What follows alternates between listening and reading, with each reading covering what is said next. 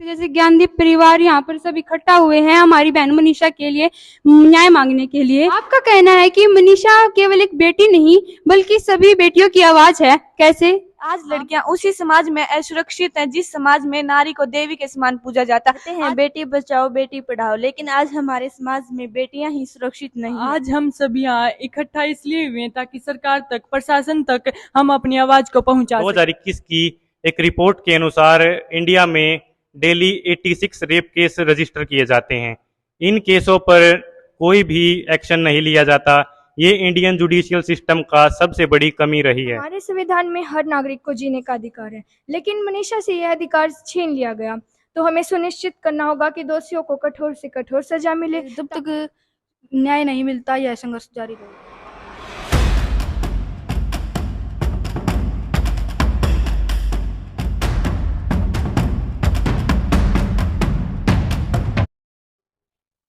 आप सभी को ज्ञानदीप परिवार की ओर से नमस्कार। जैसा कि आपको मनीषा हत्याकांड के बारे में पता है, आज हम सब उनको न्याय दिलाने के लिए एकत्रित हुए हैं। मनीषा जो एक 19 वर्षीय लड़की थी, वह एक गरीब परिवार से संबंध रखती थी। उनके पिताजी एक मजदूर थे। वो अपने घर की आजीविका चलाने के लिए सिंघानी के एक प्ले स्कूल में टीचर थी और वो एक नर्सिंग ऑफिसर बनना चाहती थी। आज हम यहाँ पर सब एकत्रित हुए हैं एक ऐसे दर्द, एक ऐसी पीड़ा, एक ऐसे जख्म के साथ जिसे हम शब्दों में बयान नहीं कर सकते। मनीषा एक बेटी, एक बहन, एक छात्रा और सपनों से भरी हुई एक जिंदगी जिसे इस तरह मार दिया गया। उसकी आंखें, उसकी गर्दन और उसके शरीर के कुछ हिस्सों को इस तरह नष्ट कर दिया गया मानो वो कोई इंसान न होकर निर्जीव वस्तु हो। यह हत्या केवल मनीषा की नहीं हुई है, हमारी इंसानियत की हुई है, हमारी संवेदनशीलता की हुई है। यह हत्या हमारे समाज और हमारे प्रशासन से सवाल पूछती है, क्या हमारे समाज में बेटियां सुरक्षित हैं? क्या हमारे देश में बेटियों का जीना इतना सस्ता हो गया है? जब इस तरह की कोई जनगणना घटना होती है, हम कुछ दिन आक्रोश में रहते हैं, अखबारों में सुर्खियां बनती हैं, टीवी चैनलों पर बहसें होती हैं, लेकिन कुछ समय के बाद क्या? कुछ समय के बाद शोर धीमा हो जाता है। अपराधी या तो बेखौफ घूमते हैं या सालों साल मुकदमा मामलों में लटका रहता है। क्या यही न्याय व्यवस्था है? यह सवाल केवल अपराधियों से नहीं बल्कि हमारी न्याय व्यवस्था से पूछा जाता है। क्यों अपराधी इतने बेखौफ होते हैं कि वो सरेआम हमारी बेटियों, हमारी बहनों को मौत के घाट उतार देते हैं? क्यों उन्हें यकीन होता है कि जो गवाह डर जाएंगे, सबूत मिटा दिए जाएंगे और जो मामला है वो ठंडे बस्ते में चला जाएगा? क्यों? गांधी जी कहते हैं, किसी भी राष्ट्र की पहचान इस बात से होती है कि उसके समाज में स्त्रियों और बेटियों के साथ किस तरह का व्यवहार किया जाता है। जब बेटियां अपने ही गांव, अपने ही शहर, अपनी ही धरती पर सुरक्षित नहीं है, तो पूछिए अपने आप से, आप अपने आप को सभ्य समाज कह सकते हैं? हमारे संविधान में हर किसी को जीने का अधिकार होता है, तो मनीषा जैसी हजारों लड़कियों से अधिकार क्यों छीन लिया गया? क्यों? इतिहास उठाकर देखिए, ऐसी हजारों घटनाएं आपके सामने आएंगी। जैसे कि निर्भया हत्याकांड को पूरा देश जानता है। जब पूरा देश सड़कों पर आ गया था, तब लगा था कुछ बदलाव होगा, लेकिन नहीं। क्या हुआ? कुछ बदलाव नहीं हुआ। हर साल, हर महीने, हर दिन कहीं न कहीं कोई न कोई लड़की इस घटना का शिकार बनती है। तो ये हमारी जिम्मेदारी सिर्फ मनीषा के लिए न्याय मांगना नहीं है, बल्कि हमारी जिम्मेदारी है कि हमें ठान लेना होगा कि हम किसी भी बेटी के साथ इस तरह का अत्याचार नहीं होने देंगे। हम अपनी आवाज को बुलंद करेंगे, चाहे वो पंचायत हो, चाहे विधानसभा हो या संसद हो। हम लोगों को, छात्रों को और संवेदनशील नागरिकों को ठान लेना होगा कि हम अपराधों के खिलाफ आवाज उठाएंगे। हम महिलाओं की सुरक्षा के मुद्दे पर शांत नहीं बैठेंगे। हम प्रशासन से मांग करेंगे कि वो महिलाओं के लिए फास्ट ट्रैक कोर्ट और 6 महीने में सख्त से सख्त सजा सुनाए। हम सुनिश्चित करेंगे कि अपराधियों को सख्त से सख्त और जल्द से जल्द सजा सुनाई जाए। श्रीमद् भगवत गीता में श्री कृष्ण ने कहा था, यदा यदा हि धर्मस्य ग्लानिर्भवति भारत अभ्युत्थानं धर्मस्य तदात्मानं सृजाम्यहम्। अर्थात श्री कृष्ण ने कहा था, जब जब अधर्म बढ़ता है और धर्म कमजोर पड़ता है, मैं धर्म की रक्षा के लिए अवतरित होता हूँ। और अब हमें यहाँ पर स्वयं ही श्री कृष्ण का अवतार धारण करके हमारी बहन मनीषा के लिए न्याय मांगना होगा और हमें ठान लेना होगा कि आगे किसी भी बेटी के साथ ऐसा अत्याचार न हो।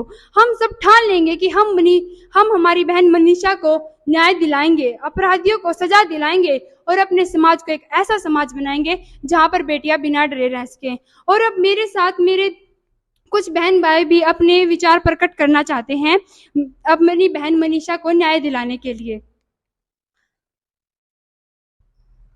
आपका कहना है कि मनीषा केवल एक बेटी नहीं बल्कि सभी बेटियों की आवाज है, कैसे? हाँ, मनीषा केवल एक लड़की नहीं है, बहन नहीं है, वो बल्कि उन सभी लड़कियों की आवाज़ है जिनके साथ मनीषा जैसी दरिंदगी से हत्या कर दी गई। बस एक ही मांग है कि उन्हें न्याय मिले। तो हमें यह प्रण लेना होगा कि हम मनीषा को न्याय दिलवाएंगे और हर बहन की सुरक्षा के लिए हमेशा ऐसे ही आवाज़ उठाएंगे। हमें हर बेटी की सुरक्षा के लिए ऐसे ही आवाज उठानी चाहिए क्योंकि ये हमारी जिम्मेवारी भी है और हमारा हक भी है। अगर इस मामले पर समाज चुप रहा तो आगे क्या होने का खतरा मंडरा रहा है? अगर आज हम चुप रहेंगे तो कल फिर किसी की बहन या बेटी के साथ ऐसा ही होगा। सोसाइटी में एक सोच डेवलप हो जाती है जिससे वो बेटी पैदा ही नहीं करना चाहेंगे। वो सोचेंगे कि इससे ऐसे कुकर्म से अच्छा तो हम उन्हें गर्भपात में ही मार दे। मनीषा हमारी बड़ी बहन जैसी थी, उसकी चीख हमारी आत्मा को झकझोर रही है। हम सरकार से यही अपील करेंगे कि उसे जल्दी से जल्दी न्याय मिले और अपराधियों को सख्त से सख्त सजा मिले। मतलब जैसे सरकार गर्भपात के खिलाफ नियम बनाती है, महिला शिक्षा के लिए नियम बनाती है, तो उस तरह उन्हें इन अपराधों के खिलाफ भी सख्त होना चाहिए ताकि कोई भी परिवार ये न चाहे कि उनके घर पर कभी बेटी पैदा न हो। हमारे समाज में नारी सम्मान की बहुत अहम भूमिका है, तो क्या पंचायत किसमें क्या अहम भूमिका है, बताएं। कहा जाता है कि जहां नारी का सम्मान नहीं होता वहां देवता निवास नहीं करते। मनीषा की हत्या ने हमें यह साबित कर दिखाया है कि हमारे समाज को और अधिक संघर्ष की आवश्यकता है और हर गांव की पंचायत और हमारे समाज को इकट्ठा होकर आवाज उठानी चाहिए और मनीषा को न्याय दिलवाना चाहिए। नारी सम्मान एक बहुत ही अहम मुद्दा है हमारे समाज में। इसके साथ पंचायत भी इसमें बहुत अधिक तरह से मिलित है। तो बताइए आप, अगर इस मामले पर जो न्याय नहीं मिला तो आने वाली पीढ़ी पर क्या प्रभाव होगा? अगर आज हमारी बहन मनीषा को न्याय नहीं मिला तो आने वाली पीढ़ी हमें माफ नहीं कर पाएगी, क्योंकि जो इंसिडेंट आज हमारी बड़ी बहन मनीषा के साथ हुआ है आगे वही किसी और बहन के साथ भी हो सकता है और आने वाली पीढ़ी या आने वाले लोग बेटियों को जन्म देने से भी डरने लगेंगे या उन्हें गर्भ में ही मार डालेंगे। इसलिए आज हम सब की आवाज एक होनी चाहिए, न्याय दो मनीषा को, न्याय दो। मतलब हमें इस अपराध पर न्याय इसलिए भी चाहिए ताकि जो हमारी आने वाली पीढ़ी है वो विकासशील हो सके, वो हमें न कोसे कि उनके पूर्वज भी इस तरह न्याय नहीं कर पाएंगे तो वो उनके साथ कैसे न्याय करेंगे। आप बताएं कि जो इस तरह के अपराध पर सरकार का न्याय करने की प्रगति कैसी होनी चाहिए? पहले निर्भया, हाथरस जैसे मामले सामने आए, जनता इनके प्रति जागरूक हुई, जनता सड़कों पर उतर आई। हमें लगा कि अब न्याय होगा, अब कुछ न कुछ देश का होगा, लेकिन ऐसा कुछ नहीं हुआ। सरकार ने न्याय नहीं किया जिसके चलते मनीषा जैसे मामले सामने आ रहे हैं। अगर अभी भी न्याय नहीं हुआ तो देश विकसित नहीं हो पाएगा। हमें सरकार प्रशासन से मांग करनी होगी कि ऐसे मामलों के लिए फास्ट ट्रैक कोर्ट बने और अपराधी को 6 महीने के अंदर सजा मिले। तो अब मैं आपसे पूछना चाहती हूँ कि समाज में डॉक्टर भीमराव अम्बेडकर ने कहा था कि जो समाज किसी भी समाज का सही मूल्यांकन इस बात से होता है कि उनके समाज में बेटियां कितनी सुरक्षित हैं। तो आप मुझे बता सकती हैं कि बेटियों की सुरक्षा से समाज की प्रगति का क्या संबंध है? अगर एक बेटा पढ़ेगा तो वह अपने परिवार के लिए, अगर एक बेटी पढ़ती है तो वह अपने समाज के लिए। अगर हमारी बेटियां और बहनों को सुरक्षित नहीं रखा जाएगा तो समाज की प्रगति अधूरी है। मनीषा की आत्मा हमसे न्याय मांग रही है। आइए यह शपथ हमें लेनी होगी, अब किसी भी बेटी के साथ अन्याय नहीं होने देंगे। हमारे संविधान में कहा गया है कि जीने का अधिकार हर नागरिक को होता है। इस मामले में देखा जाए तो हमारी बहन मनीषा से अधिकार छीन लिया गया।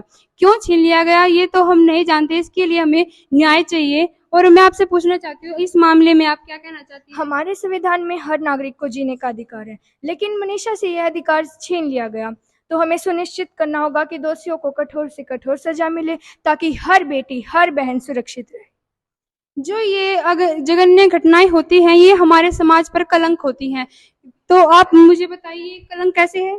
सभी उपस्थित जनों से कहना चाहती हूँ कि मनीषा की हत्या है वह एक साधारण घटना नहीं है, वह हमारे पूरे समाज पर एक कलंक है। अगर हम आज चुप बैठेंगे और आवाज नहीं उठाएंगे तो यह इतिहास हमें माफ नहीं कर सकेगा। तो हम सबको अभी यह साबित करना होगा कि हमारी बहनें अकेली नहीं है। अब आप देख सकते हैं जैसे ज्ञानदीप परिवार यहाँ पर सब इकट्ठा हुए हैं हमारी बहन मनीषा के लिए न्याय मांगने के लिए। तो आप मुझे बताइए यहाँ पर ये जो बच्चे इकट्ठा हुए हैं इस भीड़ को देखकर आप इस भीड़ को कौन सा रूप देना चाहेंगे? आज हम सब इकट्ठा है वो इस बात का सबूत है कि जो मनीषा थी वो अकेली नहीं थी, हम सब उसके साथ है। अगर हम सब मिलकर आवाज उठाएंगे तो जो सरकार और जो उसका प्रशासन है उसको कोई ठोस कार्य करना होगा। जैसा कि आप देख सकते हैं जो हमारी बहन मनीषा की मृत्यु हुई है, मतलब उनको मार दिया गया है, ये घटना हमें सोचने पर मजबूर कर रही है। तो आप बताएं कि ये घटना हमारी किस सोच की ओर इशारा कर रही है? ये घटना हमें ये सोचने पर मजबूर करे कि आज लड़कियां उसी समाज में असुरक्षित हैं जिस समाज में नारी को देवी के समान पूजा जाता। आज उसी समाज में लड़कियों की हत्या की जा रही है, बेरहमी से उन्हें मारा जा रहा है और इनकी कोई सुनवाई भी नहीं की जा रही है। हमें कुछ ऐसा कार्य करना होगा जिससे कि हमारी बहन बेटियां इस समाज में सुरक्षित रह सके और वे अपने कार्य को आगे बढ़ा सके। जैसे कि आप देखते हैं कि किसी भी अगर कोई नीति लागू करती है सरकार, अगर उसको समाज को उसका विरोध करना है तो वो नारे लगाती है। अब ये जो अपराध हुआ है इसके खिलाफ भी बहुत सारे लोग खड़े हैं। तो मैं आपसे पूछना चाहूंगी क्या सिर्फ नारे लगाकर ही हमें अपराध का विरोध करना चाहिए? कहते हैं बेटी बचाओ बेटी पढ़ाओ, लेकिन आज हमारे समाज में बेटियां ही सुरक्षित नहीं है। यह सभी नारे अधूरे हैं। हमें नारे नहीं बल्कि इन सब के खिलाफ आवाज उठानी चाहिए, प्रशासन से मांग करनी चाहिए और जो मनीषा जैसी जितनी भी घटनाएं हो रही हैं इनके लिए न्याय मांगना चाहिए।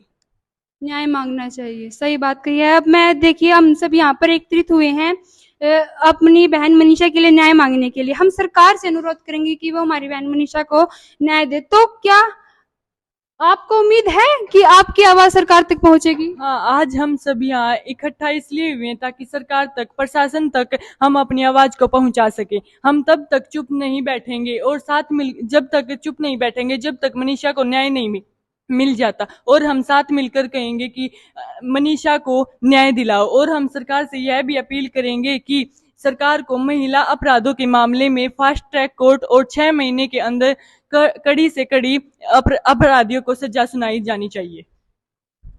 हम यहाँ पर हमारी बहन मनीषा को न्याय दिलाने के लिए संघर्ष कर रहे हैं। यहाँ पर सभी बच्चे इसी संघर्ष में लगे हुए हैं। तो आप इस संघर्ष को कैसा रूप देना चाहेंगे? मैं इस बारे में कहना चाहूंगा कि जब भी हमारी बहन बेटियों पर हमला हुआ है हमारा समाज उठ खड़ा हुआ है। हम मनीषा की हत्या को भूल नहीं सकते। तब तक हम कहते रहेंगे जब तक न्याय नहीं मिलता यह संघर्ष जारी रहेगा। अब हम भारत सभ्यता की बात करें तो भारत सभ्यता में नारी के सम्मान की एक बहुत अहम भूमिका है। इस तरह के अपराधों ने इस भूमिका को कैसे हिला डाला है, तो आप बताएं। मैं कहना चाहता हूँ कि हमारे भारत की सभ्यता हमेशा से नारी के सम्मान पर टिकी हुई है। तो लेकिन आजकल की घटनाएं हमें यह बता रही है कि हमें अपनी सोच, अपनी व्यवस्था को बदलना होगा। बात तो ये भी सामने आई है कि इन तरह के अपराधों का विरोध करने से पंचायत में क्रांति की शुरुआत हुई है। तो आप बताएंगे कि कैसी क्रांति की शुरुआत हुई है? देखिए, बहन मनीषा के साथ जो घटना हुई है ये काफ़ी दुखद घटना है और ऐसी घटनाएं अभी नहीं, भारत में पहले भी कई बार देखने को मिली हैं।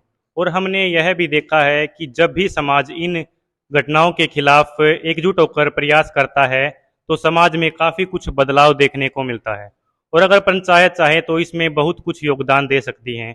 तो मैं आपको एक डेटा बताना चाहता हूं जो कि 2021 में आया था। 2021 की एक रिपोर्ट के अनुसार इंडिया में डेली 86 रेप केस रजिस्टर किए जाते हैं। इन केसों पर कोई भी एक्शन नहीं लिया जाता। ये इंडियन जुडिशियल सिस्टम का सबसे बड़ी कमी रही है। और अगर ये इन केसों पर कभी भी सरकार ये केस ऐसे के ऐसे पेंडिंग रह जाते हैं, इनका जो मुख्य कारण यह है कि ये केस उन क्षेत्रों में ज़्यादा देखने को मिलते हैं जहां पर शिक्षा का अभाव होता है। और ग्रामीण क्षेत्र में अगर पंचायत चाहे तो वो लोगों को शिक्षित करके इसमें योगदान दे सकती है, क्योंकि भारतीय सरकार में जो स्थानीय लेवल में जो लोगों तक आवाज़ पहुंचाने का काम है वो पंचायत करती है। इसलिए मैं पंचायत से यही दरख्वास्त करना चाहूँगा कि वह लोगों में शिक्षा का प्रचार करे और शिक्षा व्यवस्था को मजबूत करने का प्रयास करे। जैसा कि आपने सुना, इन्होंने कहा है कि पंचायत से दरखास्त करेंगे कि वो शिक्षा को बढ़ोतरी दे। अगर पंचायत ही चुप रही तो इसका क्या प्रभाव होगा? आप बताइए, अगर पंचायत इस मामले में चुप रही तो इसका क्या प्रभाव होगा? अगर पंचायत इस मामले में चुप रही तो मनीषा जैसी और भी बेटियों के साथ ऐसा हादसा हो सकता है और हमारी बहन और बेटियां असुरक्षित महसूस करेंगी। और हम सरकार से यही प्रार्थना करते हैं कि अपराधियों को जल्द से जल्द ढूंढ के उन्हें कड़ी सजा दी जाए। जैसा कि अब आपने देखा, जो हमारे ज्ञानदीप परिवार के सदस्यों ने अपने विचार प्रकट किए। हम सभी का सिर्फ एक ही लक्ष्य है, हमारी बहन मनीषा को न्याय दो। बेटी बचाओ और बेटियों को न्याय भी दो।